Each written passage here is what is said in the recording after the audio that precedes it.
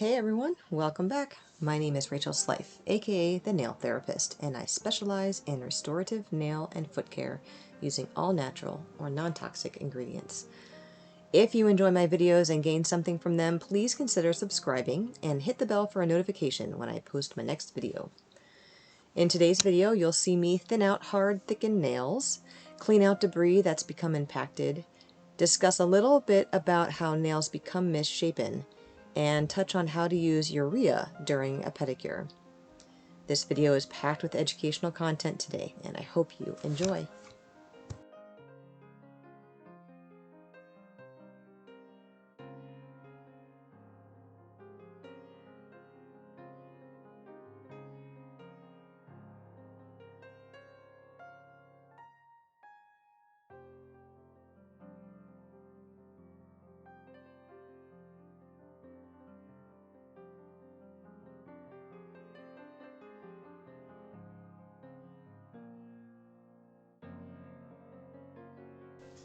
You'll see where I try and go and clip here, I can't quite get the nippers in, so I'm going to clean out underneath the free edge right there to free up some space. Just make sure that the skin is not connected to the nail right there, and it is not. So I'm going to go in and just nip the corner out first.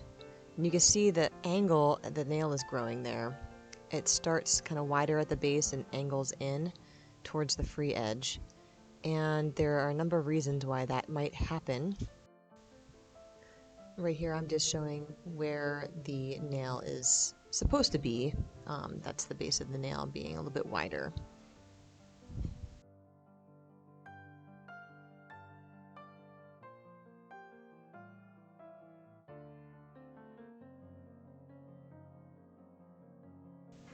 You can see the knuckle where my hand is holding the toe sticks out a little bit more on that side, and the skin on the side of the nail is also kind of puffed up and sort of filling in where the nail should be running on that lateral groove.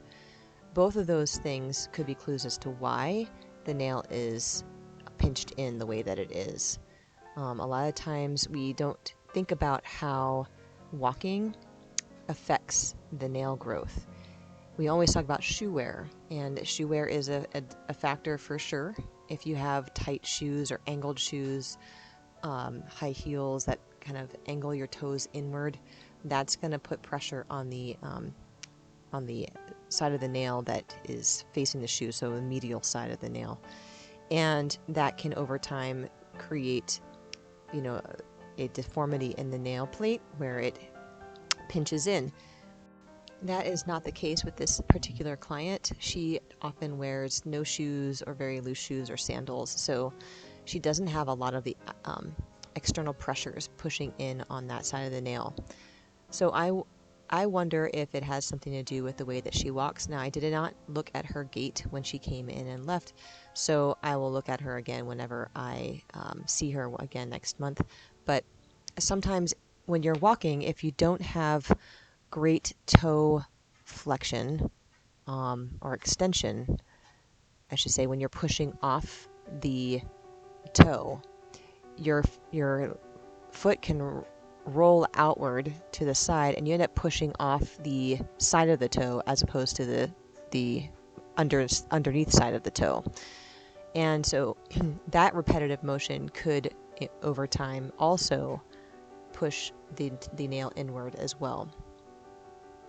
Okay, back to the actual pedicure. I was just using the carbide bit on the great toenail because it was thicker, and the diamond bit just doesn't give enough grip. So I would use the carbide bit gently to remove the bulk, and then I switch back over to the diamond bit, which is what I'm using right now, to do the cuticle clearing and some of the exfoliation around the nail. So in case you're wondering what's on my gloves, I used UREA gel before to put on her calluses to soften the skin. And we'll talk a little bit more about the UREA later on in the pedicure. But that's what that white filmy substance is on my gloves.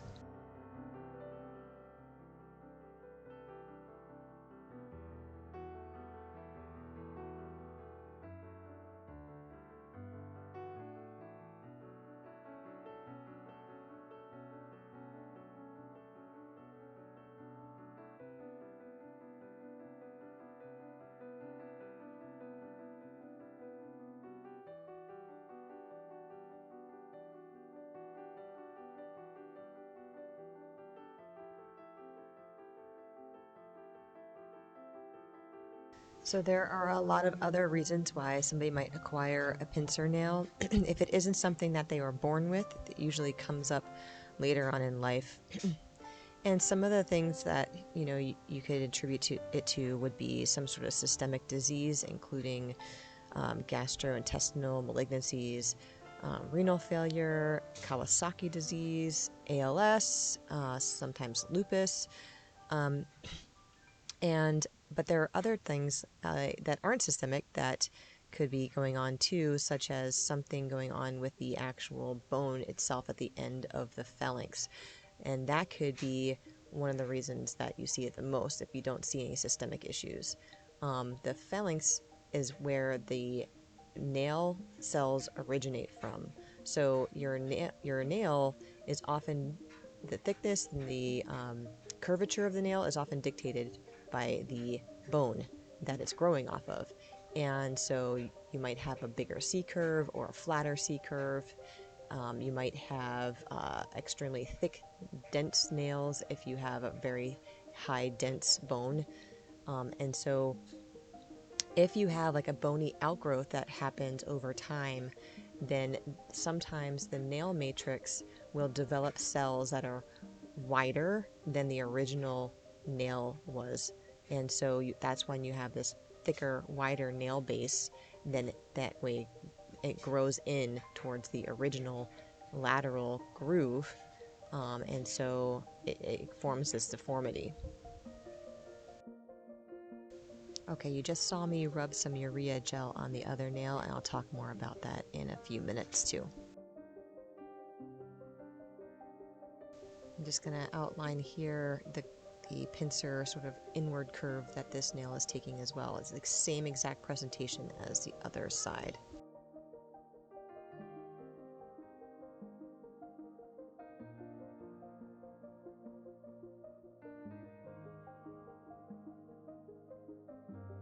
If you have elderly patients, or clients I should say, who present with a pincer nail deformity and they don't have a lot of shoes they're wearing because they're maybe bed bound, there is some evidence to show that if you don't exert a downward force of the nail plate onto the nail bed that is equal to the upward force of the nail bed up into the nail plate, then the upward force can overcome the downward force, and that's when you have the nail kind of get mushed up into that pincer form. And when you aren't walking around on a regular basis, that downward force from the nail plate into the nail bed is diminished. And then you also have the fact that you're in bed, and so you have compressive forces outside on the toenails as well, depending on how you're lying. So that could also be a contributing factor to your client's pincer nail as well.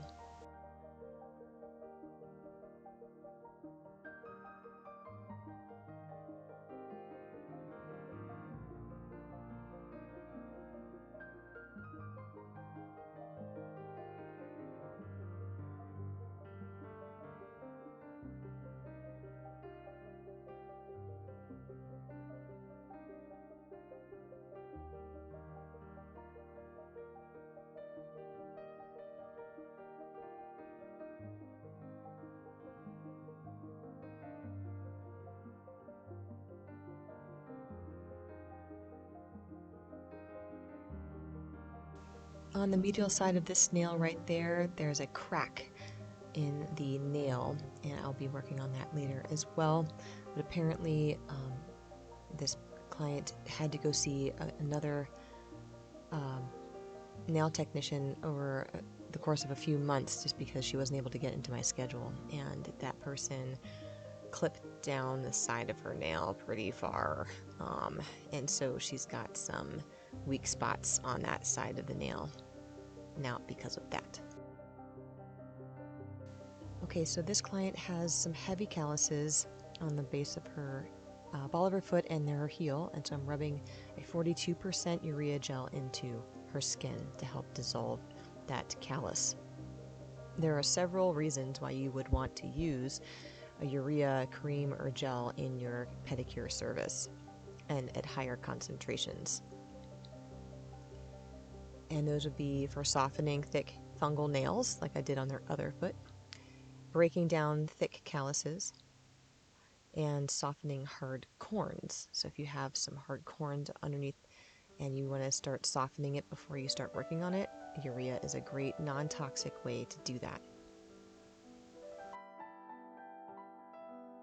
I use a brand called Gildan Tree. I'll put that in the notes in the description. So if you want to look up their company, you can do that. They have a lot of really great products that are all non-toxic, have some really good ingredients in them, and it smells really like their 40, not 42, their 20% UREA cream smells really, really nice. It's like a light lemony scent, and the 42% gel has no scent at all, so there is no problem with that. I will say that you want to make sure that your client has no allergic reaction or other kind of reaction to UREA, so check with your client before you put anything on them. I did not do that this time because I've never heard of anybody having any kind of reaction to UREA, but this particular client told me after the fact that UREA tends to trigger migraines. So you just never know. I think I said this in the past video. You just never know, even if it is a natural or non-toxic ingredient. If it's something that's not been used on them before, always check with them prior to, so that you know it's safe for them to come in contact with.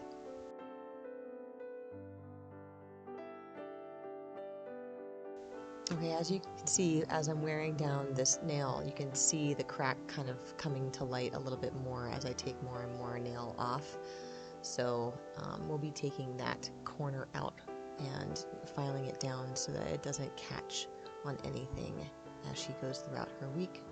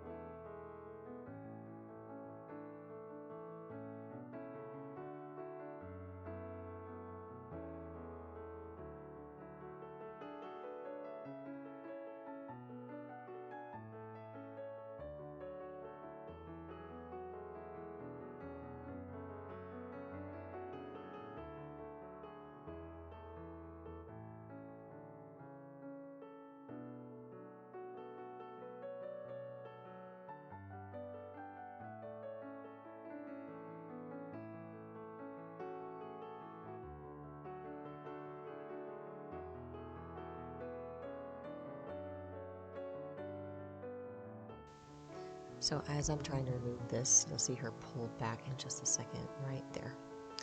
And is because the nail bed is so close to where this break is that it's the bottom layer of the nail is still attached, whereas the top layers of the nail are cracked through.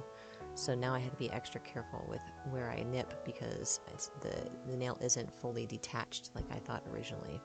And so I have to figure out a way to get the loose portion of the nail off while not disturbing her live skin. Okay, so this foot has been in the foot bath for a few minutes now and it's softened up the skin. So I'm just going to go underneath the nail and try and remove the debris that's built up underneath there over time. With pincer nails, you get a lot of buildup, and that's one of the main reasons they have so much pain with their nails. It's not because the nail itself is piercing the skin, although it can, depending on how bad a deformity it is, but not always. So I'm going to go in there and really try and clean out all this debris.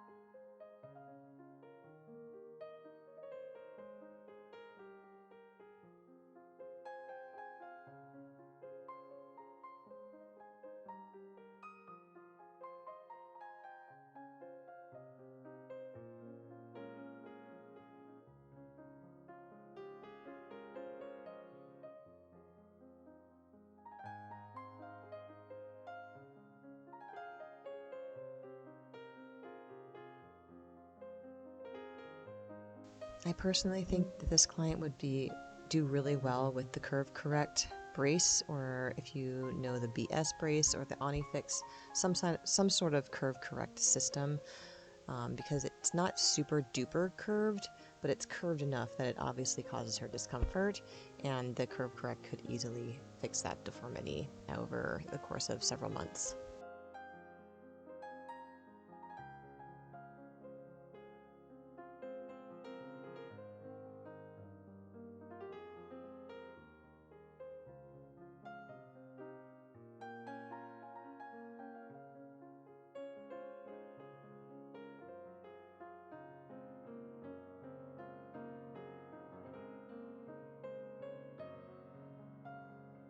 There is a little piece of nail growing downward into the skin. I'm trying to wiggle loose and snip off at the lateral sidewall so that it doesn't continue to poke into her skin.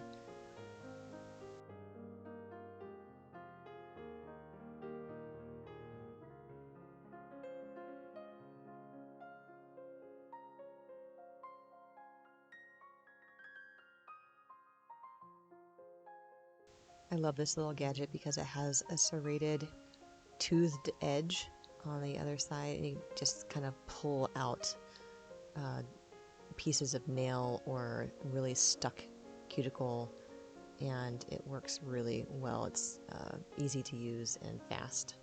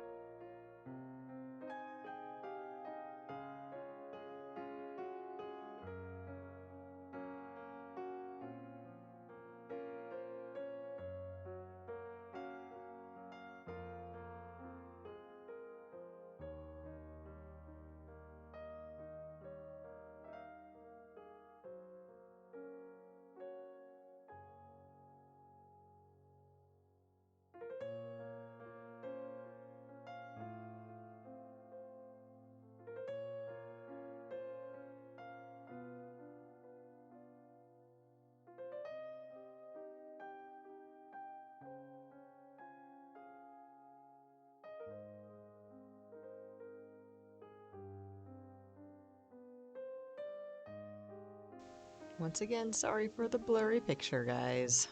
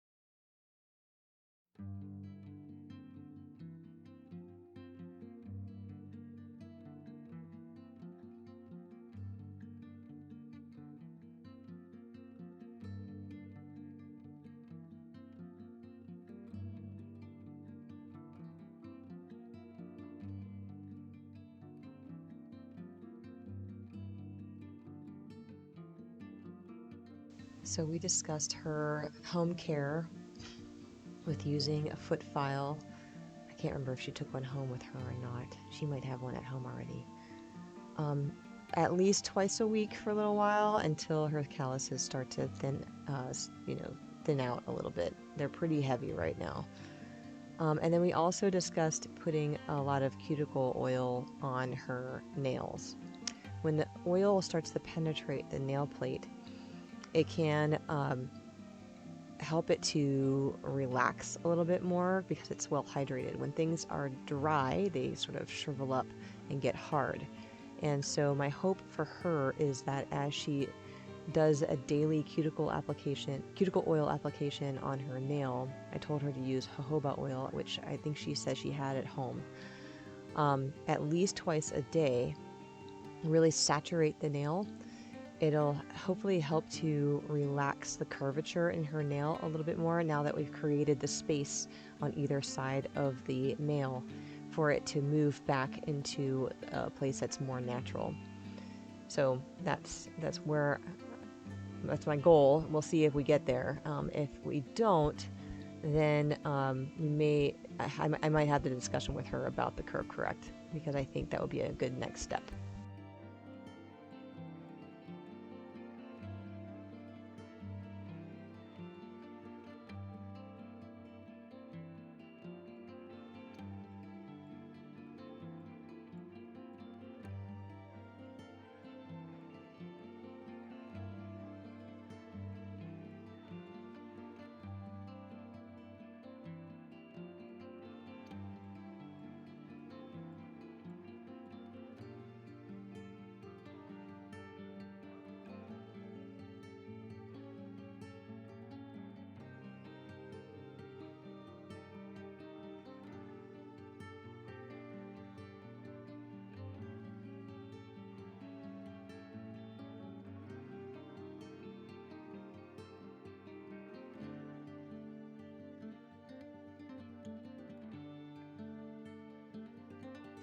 You all might be wondering what I'm using on my hand to exfoliate. There it is, the Wild Pure Beauty Exfoliating Glove Mitt, and I got it on Amazon.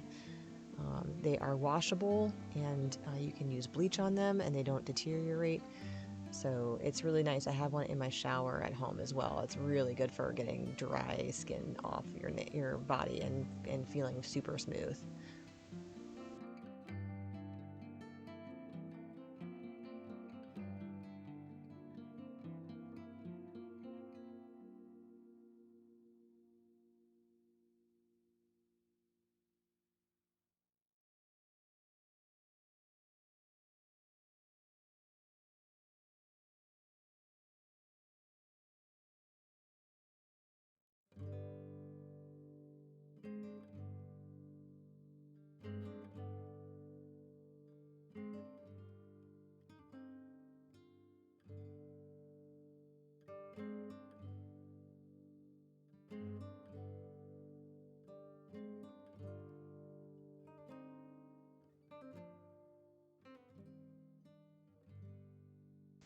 You can tell even after soaking for a number of minutes, I think at least 10 or 15, her nail is still really firm and difficult to, it's not very pliable.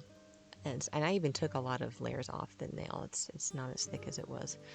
So some people, you just have really firm, hard nails, and they're a little bit harder to work with, but still able to.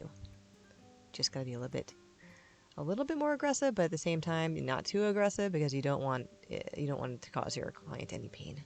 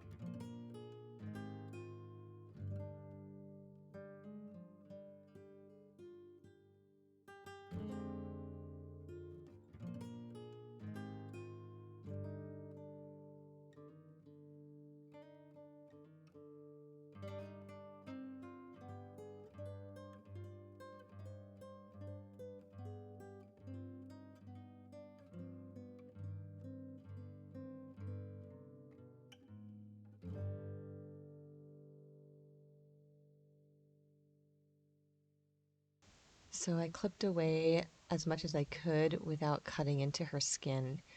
The bottom layer of her nail is still attached to the nail bed, and so right where that chunk was covering up, it is now exposing a tender area, so she'll probably be a little sensitive for a couple of days at most until the nerve sensitivity dies down.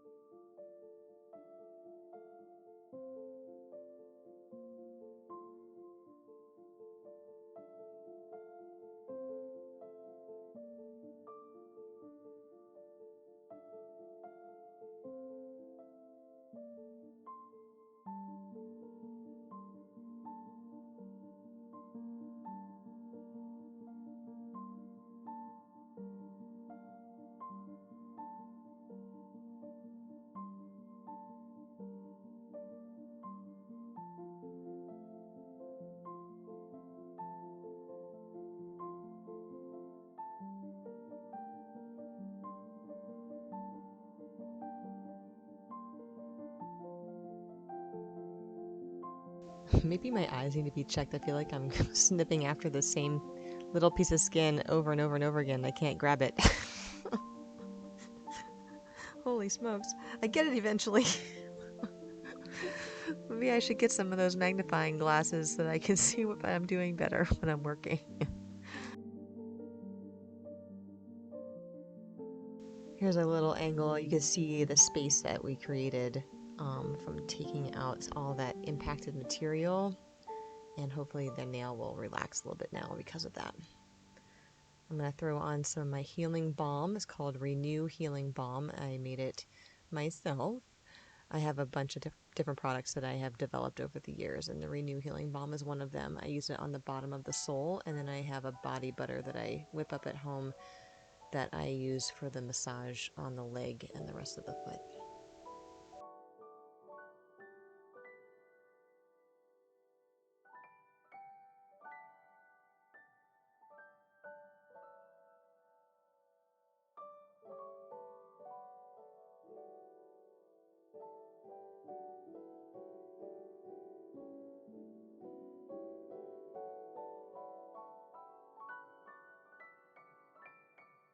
I always just go back and do one last check before I do the massage, just because I know that every time I put a foot back in the water, more things get sort of worked loose and softened, so that's why I always want to make sure she's extra clean underneath this big nail.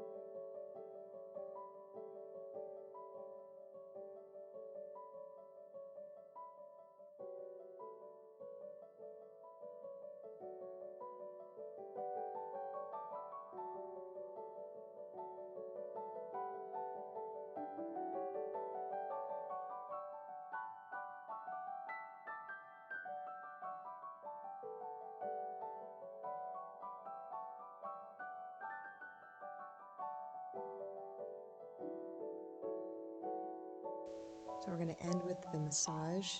You won't see the massage, but this is what we're doing next, and then I will show some before and afters here in just a second.